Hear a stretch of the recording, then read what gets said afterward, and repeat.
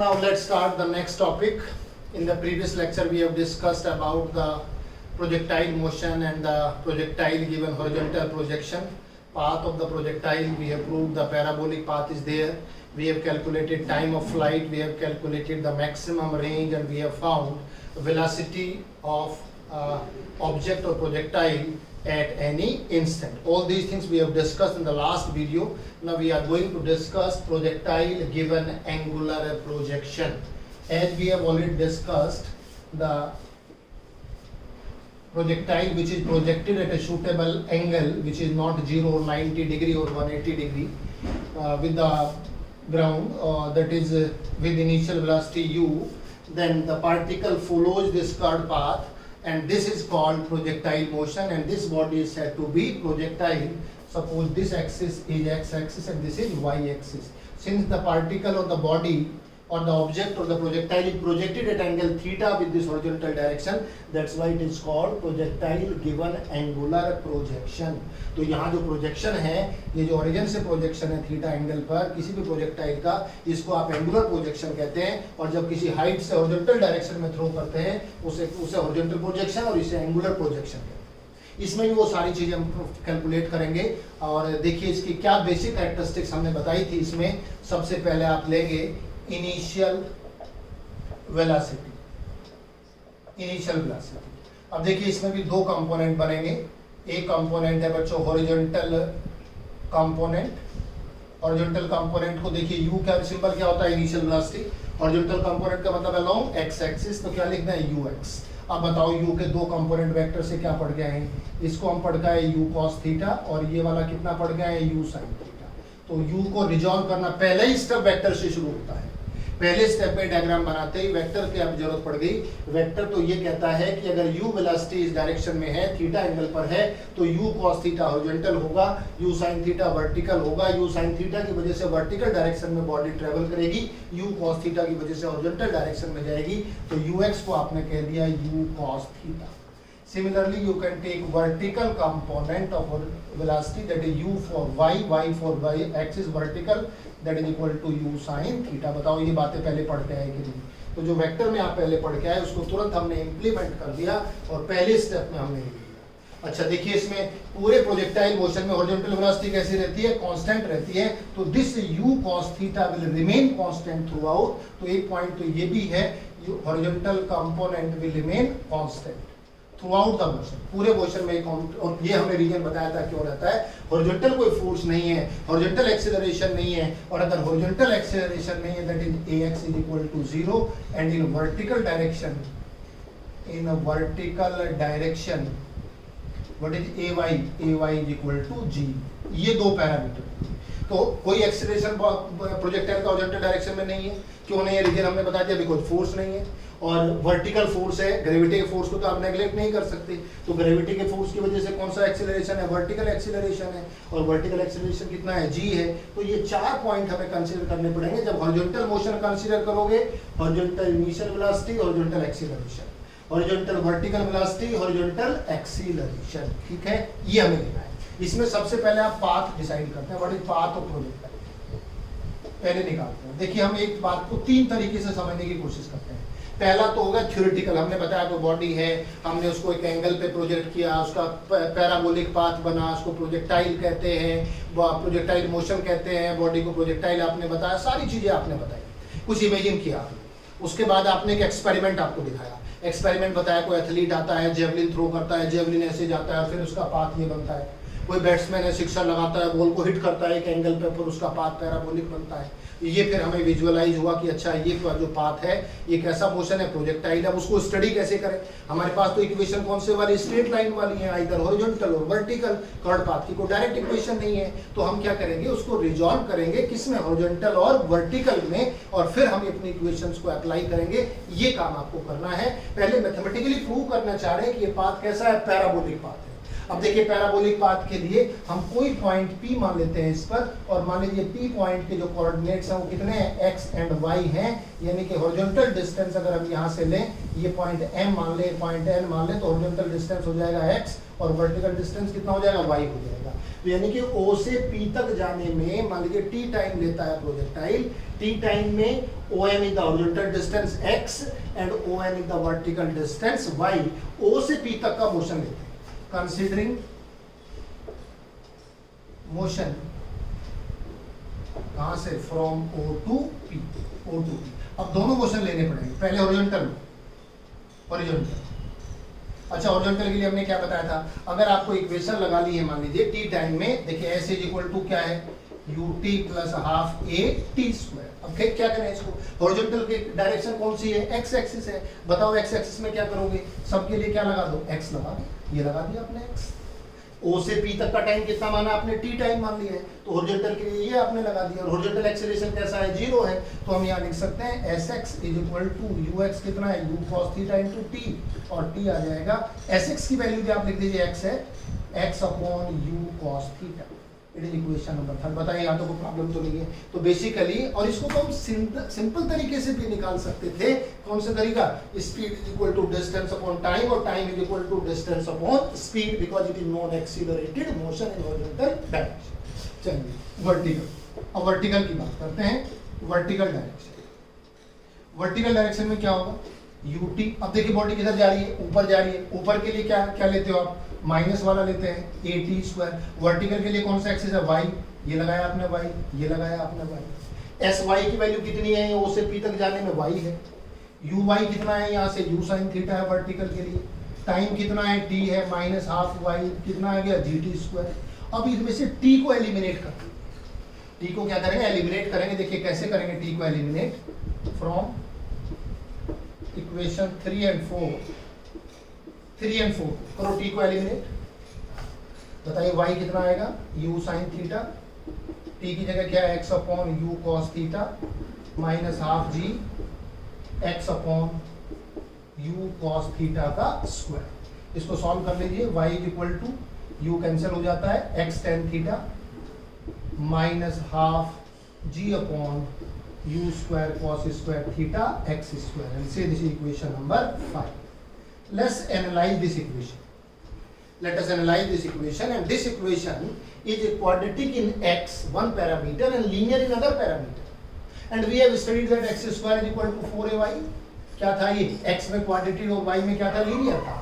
किसको रिप्रेजेंट करती है इक्वेशन, पैराबोलिक पाथ को रिप्रेजेंट करती है। It means mathematically this equation represents, this equation represents which path, parabolic path, parabolic path। अब देखिए हमने लास्ट टाइम पे आपको कुछ पाथ बताए थे। स्ट्रेट लाइन की equation y equal to mx plus c, circle की इसकी equation x square plus y square equal to a square, parabolic equation ये होती है। तो ये सब मैथमेटिकल इक्वेशंस हैं, इनसे हम पता करते हैं, ज्योमेट्री में फाइंड करते हैं कि ये क्या है। So this expression 5 represents parabolic path of the body.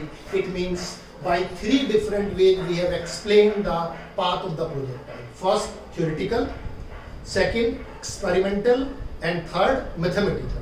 तीनों बार हमने पहले जब थ्योरेटिकल बताया तब हमने पैराबोलिक पाथ बताया, जब हमने एक्सपेरिमेंट करके देखा उससे भी पैराबोलिक पाथ आया, और जब हमने मैथमेटिकली प्रूव करके देखा तब भी कैसा पाथ आया, पैराबोलिक। कैसे किया आपने, 2 डायमेंशन का मोशन है, 2 बार इक्वेशंस लगानी पड़ेंगी, एक बार हॉरिजॉन्टल और फिर vertical.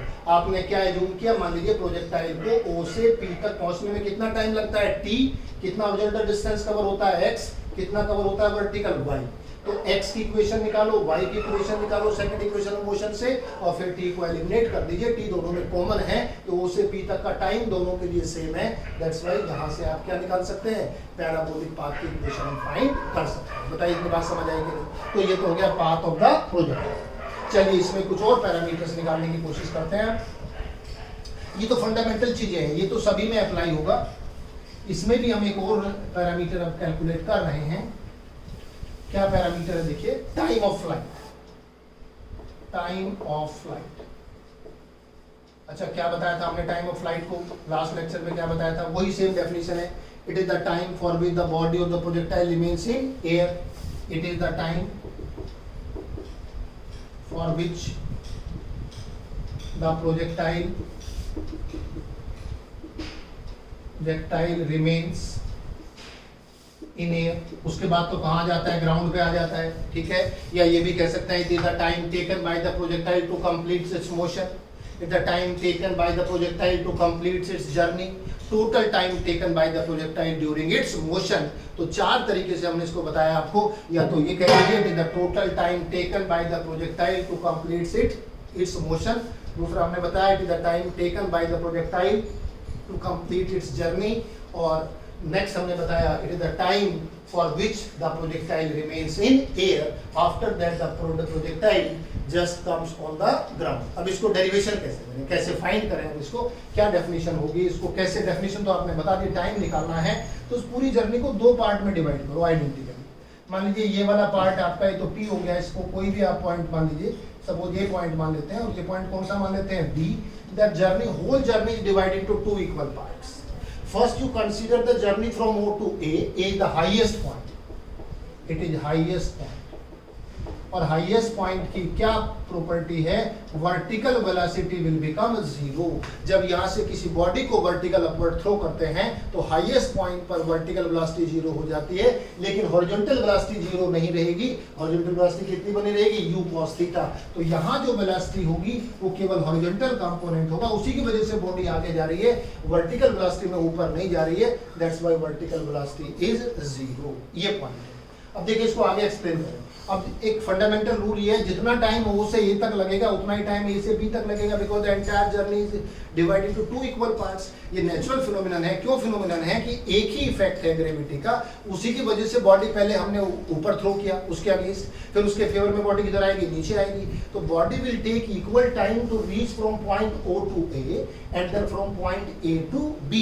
So let's divide the whole journey into two parts, और यहाँ से और यहाँ तक का टाइम अगर हम T मान लें तो let the time from O to A is equal to small t time मान लिया। अब आपने पहले यहाँ तक का t माना था, अब यहाँ तक का आपने मान लिया, ठीक है। then time from A to B is equal to t, इसे कहते हैं time of accent, time of accent, और इसे कहते हैं टाइम ऑफ डिसेंट। क्या कहते हैं, टाइम ऑफ डिसेंट। ऊपर जाने का टाइम और नीचे आने का टाइम दोनों इक्वल हैं, तो बताइए टाइम ऑफ फ्लाइट t कितना हो जाएगा, time of ascent plus time of descent is equal to twice of t। तो अगर t निकाल ले और t की वैल्यू यहाँ रख दे तो क्या मिल जाएगा, टाइम ऑफ फ्लाइट मिल जाएगा। और t कैसे मिलेगा, O से लेके A तक का मोशन मिलेगा। और देखिए यहाँ इनिशियल वेलोसिटी आप जानते हैं वर्टिकल, यहाँ ये वेलोसिटी भी आप जानते हैं वर्टिकल, और क्या ले लें इसमें, कौन सी इक्वेशन लगाएं, फर्स्ट इक्वेशन लगाएं, कंसीडरिंग मोशन, कंसीडरिंग मोशन कहां से, फ्रॉम O to A, कौन से वाला मोशन ले, वर्टिकल। वर्टिकल के लिए क्या इक्वेशन है, u minus A T equation है। बताओ वर्टिकल कैसे बनेगी, वर्टिकल बनाने के लिए कौन सा एक्सिस है, y एक्सिस, क्या करें, y और a। वो प्रॉब्लम तो नहीं, माइनस क्यों लिया, बॉडी किधर जा रही है, ऊपर जा रही है। बताइए by की वैल्यू कितनी है, यहाँ पर 0, हाईएस्ट पॉइंट है। uy कितना है यहाँ से बताओ, u sin थीटा। ay कितना है, g और t, और बताइए t कितना हो गया, u sin theta upon g। and now if it is equation number 3, it is equation number 4, what is time of flight, so time of flight t is equal to twice u sin theta upon g। ठीक है, तो आपने थोड़ा short method, ये तो हमें ये करना पड़ेगा, फिर A से B तक का मोशन लेके फिर निकालना पड़ेगा। Again you will find the same value. दो तरीके हैं, पहले O से A तक का निकालो, फिर A से B तक का निकालो। इससे बेटर है प्रॉपर्टी अप्लाई कर दो। प्रॉपर्टी क्या है, जितना टाइम O से A तक का है, journey divided two equal parts, आधा निकाल लेते हैं, उसका डबल कर देंगे, टोटल टाइम आ जाएगा। आधा टाइम ये आया u sin theta half journey के लिए, और कंप्लीट जर्नी के लिए ये आया, इसको कहते हैं time of flight. So what is important point regarding the time of flight? It is independent of the mass of the body. Mass of the body पर डिपेंड नहीं करता। आप छोटी बॉडी को थ्रो करें या बड़ी बॉडी को आप थ्रो करें, डजंट मैटर। अगर इसको आप किसी एक थीटा एंगल पर किसी गिवन वेलोसिटी से थ्रो करते हैं तो टाइम कैसा लगता है, सेम लगता है। The body takes equal time to reach from point O to B। It is independent of the mass of the body, but it depends, किस पे डिपेंड करता है, वो टू थिंग्स। फर्स्ट कौन से वाली, initial velocity u and angle theta of the projection. तो यानी कि अगर आपको थीटा पर भी डिपेंड करता है टाइम, थीटा की वैल्यू आप जानते हैं साइन थीटा थीटा के साथ साथ बढ़ता है, तो जैसे जैसे आप थीटा की वैल्यू बढ़ाते चले जाएंगे टाइम भी क्या करेगा, इंक्रीज करेगा फॉर ए गिवन वेलोसिटी। अगर आप उसी वेलोसिटी से थीटा की वैल्यू 30 डिग्री पर किसी बॉडी को प्रोजेक्ट करें, फिर 60 पर प्रोजेक्ट करें और आपसे पूछा जाए बताइए किस में ज्यादा टाइम लगेगा, 30 के लिए साइन 30, 60 के लिए साइन 60। साइन 30 कितना होता है 1/2, साइन 30 इज 1/2 और साइन 60 कितना होता है दैट इज √3/2। बताइए कौन सा ज्यादा है, साइन 60 ज्यादा है। तो गिवन वेलोसिटी के लिए साइन 60 ज्यादा है, तो टाइम भी कैसा लगेगा, ज्यादा लगेगा। तो जितना आप एंगल बढ़ाते चले जाएंगे बॉडी का, यहाँ से जितना एंगल बढ़ाते चले जाएंगे बॉडी को ग्राउंड तक पहुंचने में टाइम भी उतना ही ज्यादा लगेगा। तो time period depends on 2 parameters. Number 1 कौन से वाला, एंगल ऑफ प्रोजेक्शन। जितनी वेलोसिटी ज्यादा आप यहां से लोगे किसी गिवन एंगल के लिए, उतना ही उसको पहुंचने में टाइम ज्यादा लगेगा। दूसरा parameter, it depends on angle of projection directly proportional to sine theta. और थीटा के बढ़ने से साइन थीटा क्या होता है, बढ़ता है। तो जैसे जैसे यहां से थीटा बढ़ेगा साइन थीटा बढ़ेगा, टाइम ऑफ फ्लाइट भी क्या करेगा, इंक्रीज करेगा। But it does not depend on mass of the projectile. Mass projectile के मास पर ये डिपेंड नहीं करता है। बताओ ये बात समझ आ गई कि नहीं, यहाँ तो कोई कंफ्यूजन तो नहीं है। तो पहले आपने क्या बताया, प्रोजेक्टाइल क्या होता है वर्टिकल डायरेक्शन में, जब हम किसी बॉडी को वर्टिकल से, अच्छा ये तो हॉरिजॉन्टल से थीटा लिया है, अगर वर्टिकल से लोगे तो यहाँ से भी आ जाएगा, ये फॉर्मूला वर्टिकल से भी बन जाएगा। अगर वर्टिकल से लेंगे तो 90 में से माइनस कर देंगे, एंगल कहाँ से निकल जाएगा, हॉरिजॉन्टल से। अगर इधर 60 है तो किधर हो जाएगा, 30 ले लेंगे ये एंगल। तो हम हॉरिजॉन्टल वाले एंगल में फॉर्मूला डेराइव कर लेते हैं। और अगर एंगल किसी क्वेश्चन में वर्टिकल से आपको दे दिया जाए तो उसके 2 तरीके हो सकते हैं। या तो आप अपना फॉर्मूला बदलें, फॉर्मूला बदलने के लिए क्या करना पड़ेगा, ये u cos थीटा होगा, ये u sin थीटा होगा, फिर आप दोबारा से सॉल्व करें, कुछ नहीं करना, no need to do anything, simple. ये वाला एंगल बताओ, अगर ये एंगल थीटा है, सपोज ये एंगल अल्फा है, तो थीटा कितना हो जाएगा 90 माइनस अल्फा। तो यहाँ साइन थीटा की क्या कर देंगे 90 माइनस अल्फा कर देंगे। इधर से अगर 30 है तो उधर से 60, इधर से 60 है तो उधर से 30। तो एंगल हमें कहाँ से लेना है, हॉरिजॉन्टल से लेना है। अगर क्वेश्चन में वर्टिकल से दिया होगा तो 90 में से उसको माइनस करके कहाँ से निकाल लेंगे, हॉरिजॉन्टल से निकाल लेंगे। और फिर ये फॉर्मूला क्या कर सकते हो, अप्लाई कर सकते हो। लेकिन अगर इसी को वर्टिकल से लेते हैं, if alpha is angle with vertical, अगर वर्टिकल से लेते हो तो बताइए टी कितना हो जाएगा, 2u sine 90 minus alpha upon G, और ये आ जाएगा 2u कॉस अल्फा अपॉन जी। ये फॉर्मूला बनेगा 2u कॉस अल्फा अपॉन जी। अगर कहाँ से एंगल है, वर्टिकल से। तो आपके पास दोनों ऑप्शन है, या तो यहीं पर आप थीटा की वैल्यू निकाल के रख दो 90 में से माइनस करके, और नहीं तो यहाँ डायरेक्ट आप अल्फा की वैल्यू, अगर अल्फा की वैल्यू रखेंगे तो क्या लेना पड़ेगा, कॉस अल्फा लेना पड़ेगा। So this is the formula of time of flight of the projection given angular projection. बोलो दोनों बात समझ आई कि नहीं, पाथ समझ आ गया, पाथ का फॉर्मूला क्या बनता है, और यूज क्या किया हमने, फंडामेंटल कैरेक्टरिस्टिक्स यूज की।